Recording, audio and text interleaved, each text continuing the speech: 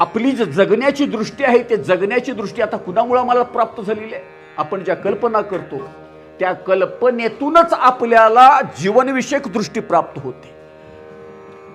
का इतका कल्पनांचा प्रभाव आपल्या ठिकाणी असतो की आपण केलेल्या कल्पने व्यतिरिक्त आपण अन्य जीवनाची किंवा वेगळ्या दृष्टीची कधीही कल्पना सुद्धा करत नाही. म्हणजे आपण ज्या कल्पना करतो त्या कल्पनेच्या आधारानंच आपण आपलं जीवन जगत असतो.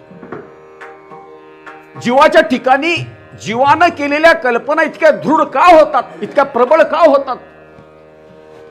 त्याचं कारण माऊली सांगतात, वाया मन हे नाव एरवी कल्पनाची सावेव, जया संगे जीव दशा वस्तू.